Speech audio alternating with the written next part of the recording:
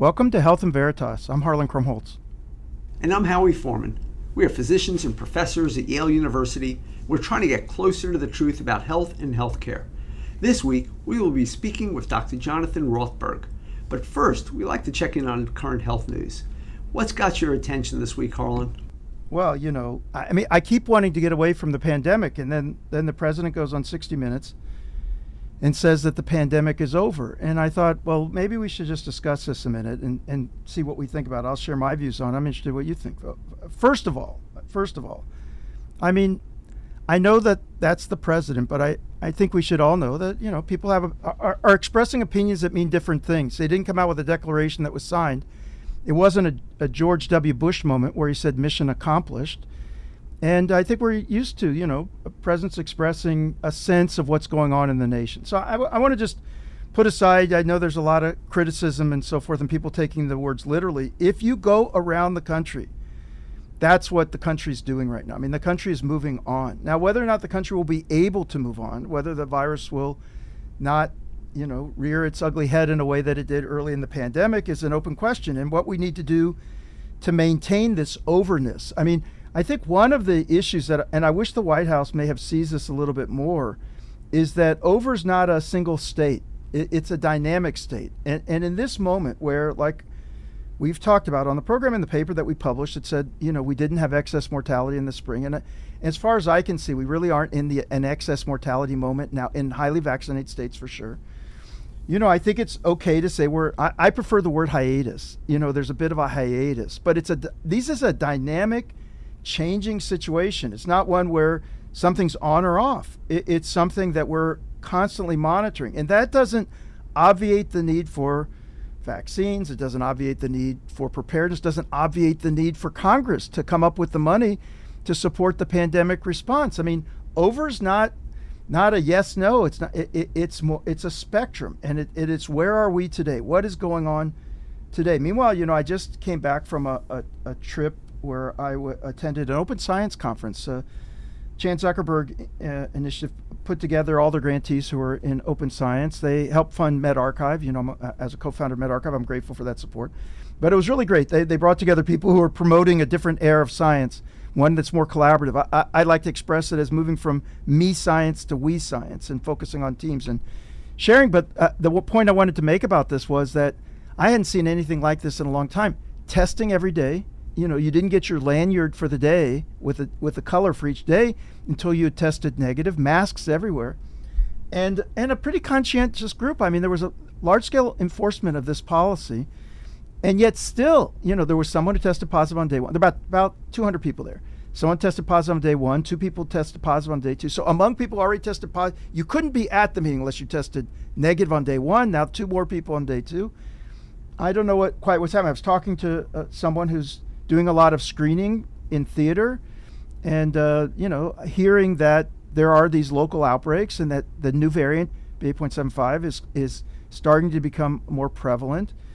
And we'll just have to see. I mean, is it going to be like a flu-ish thing or is it going to be more dangerous? So anyway, going back to the president and saying, when the president says it's over, I think you've got to take, not with a grain of salt, but rather an assessment of a dynamic and changing situation. And he's reflecting the mood of the nation and what actually is the situation right now. And I think over is probably too strong word. That's why I said I like hiatus. It's a quieter period than we've seen before, but at any moment it can change. And that's why the preparedness is so important. That's why the investment from Congress is so important. That's why the vaccinations continue to be important.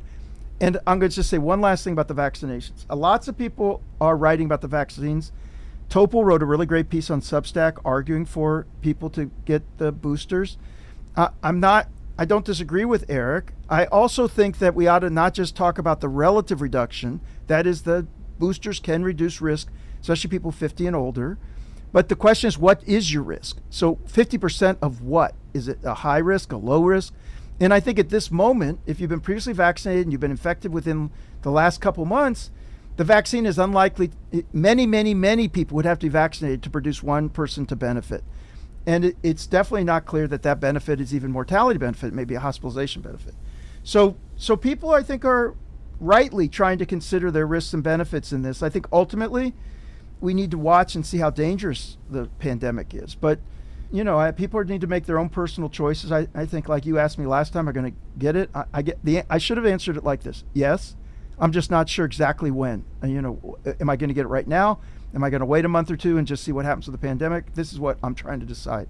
But there's no question, I agree that we should be prepared for changing situations. So I don't know what your thoughts are on this.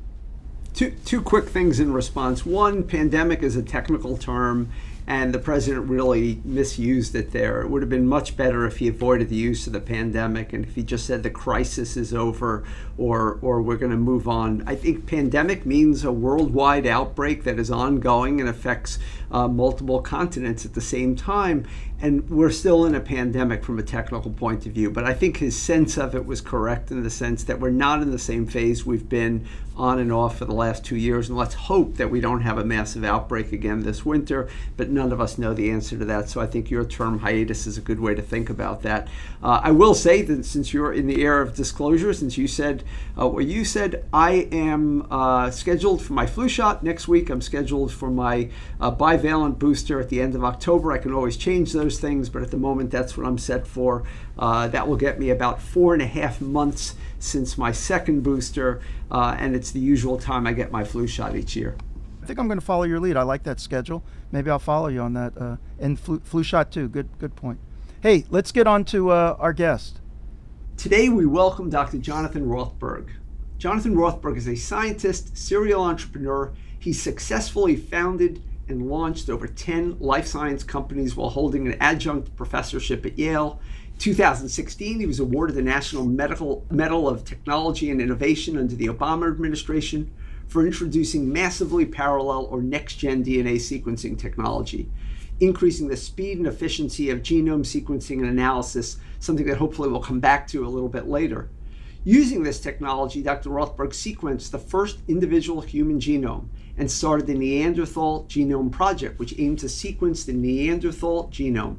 In 2014, he founded a medical technology incubator named Catalyzer.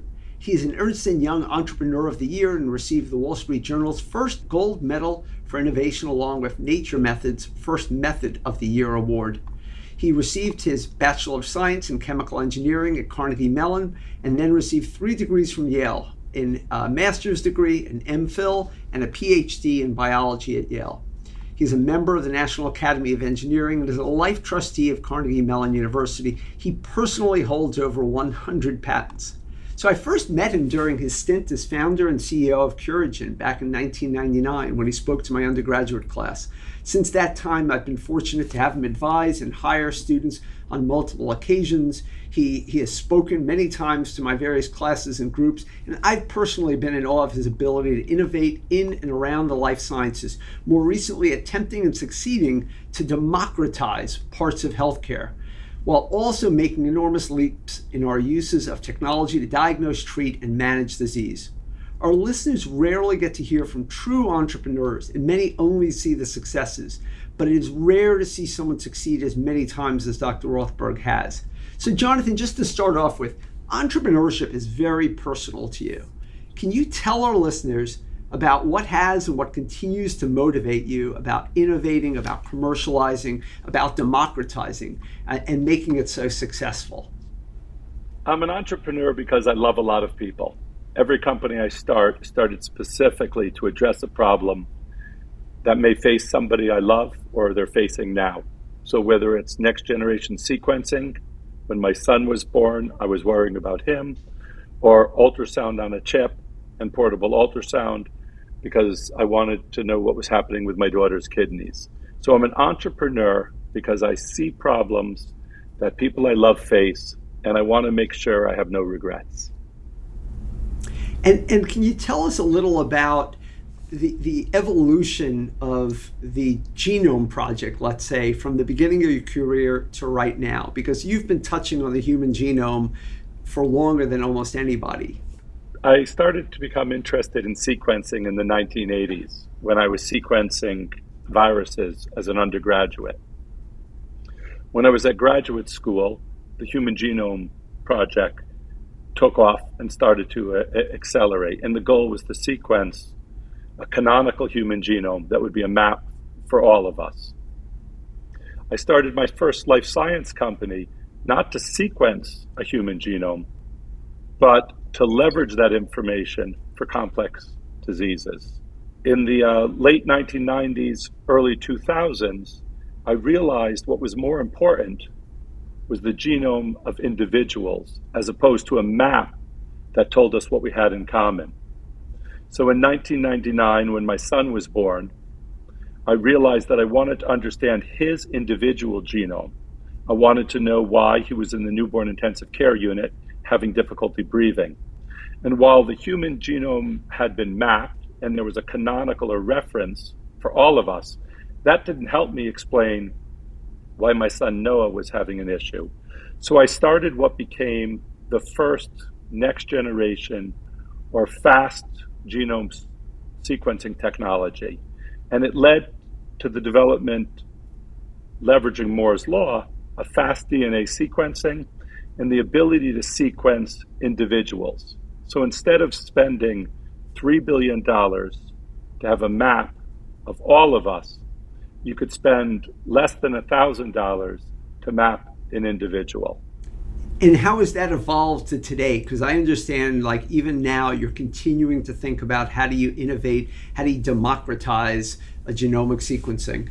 There was about a 10-year gap between the first DNA sequencer that we released to the market at 454 and the FDA approving DNA sequencing for diagnostics. During that 10 years, though, institutions like Yale used DNA sequencing in core facilities under their own institutional review boards to help patients. Since then, almost all DNA sequencing has been in core facilities under experts, whether that's for medical reasons or even things like ancestry or hobby genomics, if you will. There are services where you can send your genome out and get it sequenced. But they all have a fundamental issue, and that is you no longer control your information. It's somewhere else. So while DNA sequencing has come down in price, while it's expanded in its use from cancer to complex diseases to following residual disease to understanding and tracing COVID, it's always been in a core facility and centralized. My first two DNA sequencing companies helped those kinds of things, whether it was at 454 or Ion Torrent, where we first put DNA sequencing on a semiconductor chip. Now, I think the world is changing. Everybody goes to Google to understand their own health. I think it's time to bring DNA sequencing into the home so you can have that same information. Do I have a disease recurrence? Do I have an infectious disease? Or even what my ancestry is? But I want to keep that information on my own cell phone and not in a cloud, not in a network, not available to whether it's insurance companies or law enforcement. The question I have for you is, and I have a couple, but one is, what is your creative process? I mean, the one thing is you seem to be a never-ending font of ideas, and I'm going to tell you what I'm going to bookend it with after you finish that. It's one thing to have ideas, but then you execute. And the issue is, you can start to have ideas and try to figure things out, but unless you're highly disciplined in the execution, that won't see the light of day for benefit for people and be scaled out. And you're able to do both. But I want to start with the creative part first. What's your process? I mean, how do these ideas come to you? When you're sleeping, when you're eating, when you're exercising, when do they come to you? I want to take both questions together because they're related. First of all of them come from need. They don't come from an idea. And so I had a need with my daughter. I had a need because she was driving up to Boston to have ultrasound exams. So I had known from my work at Ion Torrent that if you can leverage Moore's law, and Moore's law just says when you put things on a semiconductor, every year it becomes half as expensive and twice as powerful. So now we all walk around with a supercomputer in our pocket. And so I said, look, why not put ultrasound on a chip? And this comes to the second part. you have to match the idea with a team that can execute on it and bring it to completion. Because for over 2 decades, people had wanted potentially to use Moore's law, micro machines, semiconductors, and ultrasound. But when I wanted to do it, when I wanted to put transducers on a semiconductor, so we would have ultrasound on a chip, just like people had put computing on a chip, just like people had put imaging on a chip with your camera and your cell phone, like we had done it with DNA, I needed to match it with somebody that could finish that project. And I literally went to Max Tegmark, who was a professor at MIT, and said, look, I want to put ultrasound on a chip. It's not easy. But if you give me the best student from MIT, then that's something that's doable. And Max said, that's easy. He's in my lab. It's Nevada Sanchez. And so I met Nevada, and I scaled the problem to the person. And Nevada was somebody that could take on a project like that. And so you're right. You have a need first, you have an approach to it, and then you have to make sure it gets finished. And to get it finished, you really have to find somebody with the technical skills. And literally, they can't know better. Nevada didn't know that for 20 years people had failed at this. Can you tell us a little about your forays into environmentalism and how you're looking to improve the environment? Right now, we've taken all the tools that we've developed in protein engineering and artificial intelligence. 2 fresh Yale graduates, Connor Lynn and Scott Stankey. I was introduced to them by my son Noah, and they wanted to do something with this technology. And they literally systematically looked through opportunities for protein evolution, for protein engineering, for artificial intelligence on proteins. And they found an incredible opportunity. Taking plastic and turning it back into the material that would come from oil. So instead of having recycled plastic, which people don't want, it would literally make fresh plastic, infinite recycling. It's in New Haven. I visited last weekend. They have 100-liter reactors taking plastic waste and turning it into the original monomers. Right now, 10% of the world's oil goes into plastic. Instead, we literally have an infinite recycling loop. So it's turned out in the history of medicine that sometimes something that's innovative, effective, efficient, would be good for everyone, fails to get adopted because the incentive models are stacked against changing the status quo. There's so many people that have a vested nature in the status quo. You come up with a great idea, you execute, you've got these remarkable tools. What kind of headwinds are you encountering in terms of culture in medicine, and what are your strategies to get people to look beyond their own maybe short-term interests to what really is going to be the arc of history within how medicine's going to evolve? Wow, I love the question, and I don't have a magic wand, but I've lived it over and over, and sometimes you luck out. And what I mean by that is we introduced a low-cost and the world's first portable MRI at Hyperfine. And I was terrified that the established players would not want us in their institutions. But something paradoxical happened. Anytime a Hyperfine MRI was put into an institution, the large magnets, whether they're Siemens or GEs or Philips, were used more. Because now you could schedule those inpatients in the intensive care, and they're getting more utilization. So first of all, sometimes you're afraid for no reason, and when you understand it better, it turns out you're complementary. That said, the second part of your question is why you need massive capital into startups, because it takes years to change clinical practice.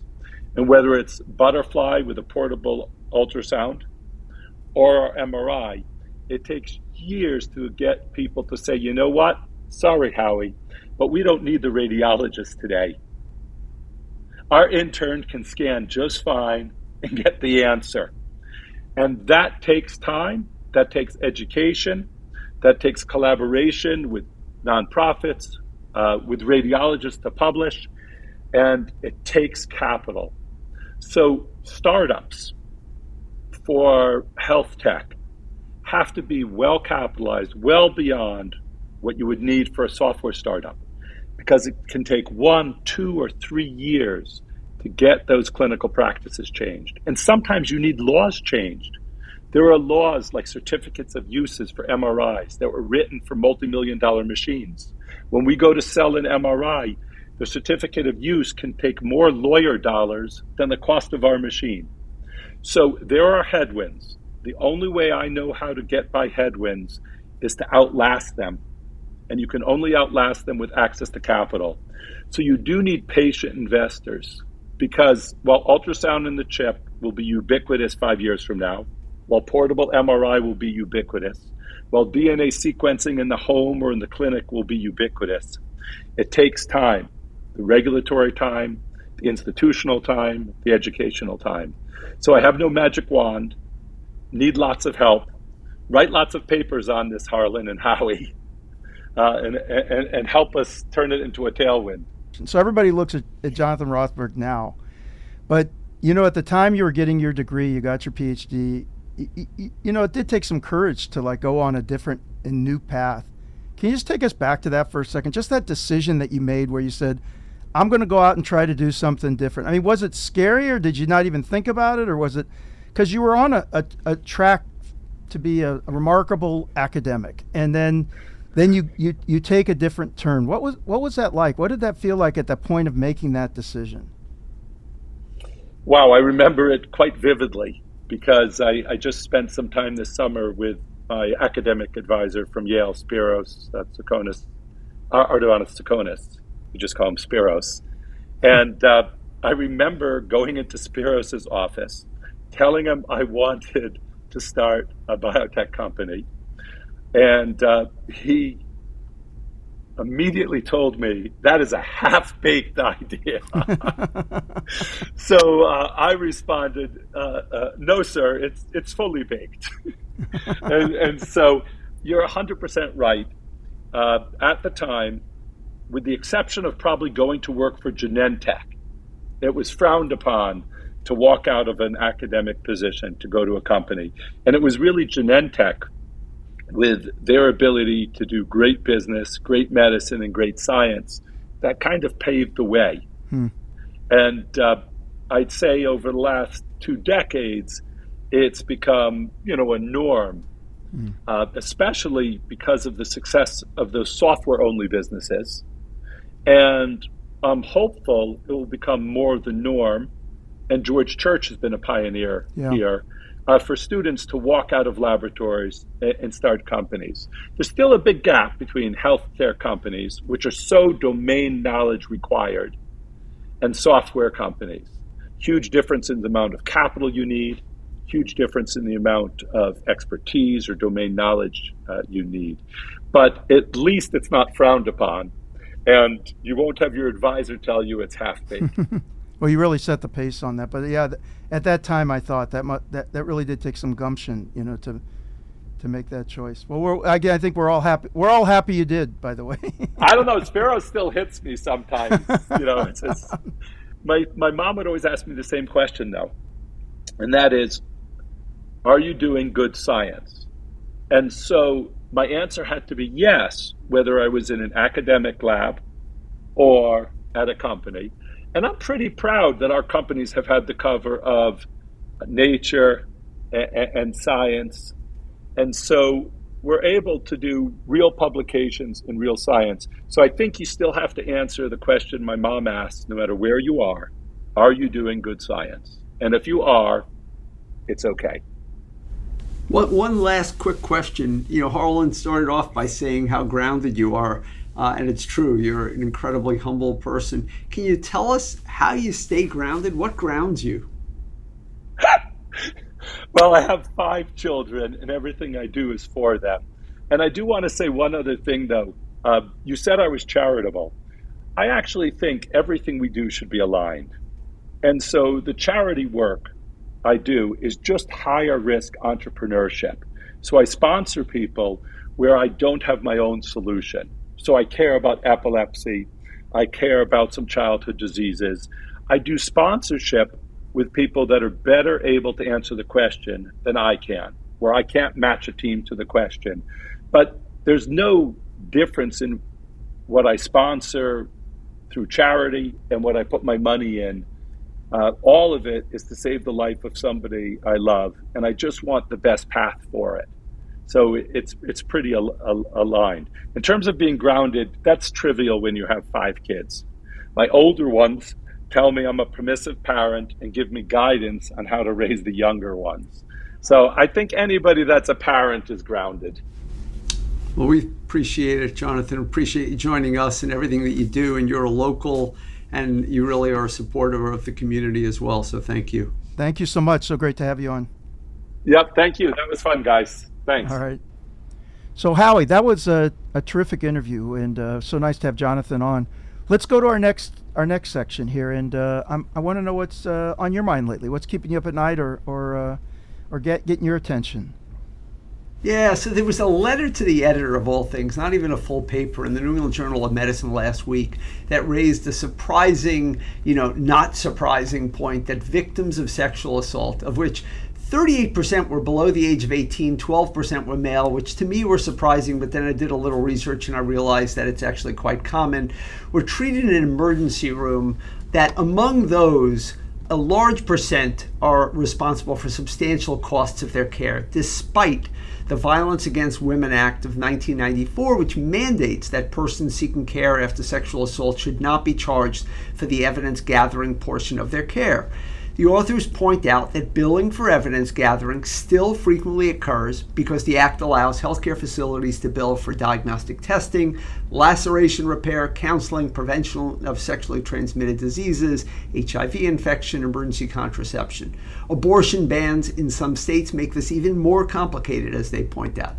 I want to capture just a few quick points here. One, the unfunded mandates that a bill like this create challenges, and by that I mean it's easier said than done for legislators and government to mandate something when they're not actually paying for it. Who is expected to bear these costs?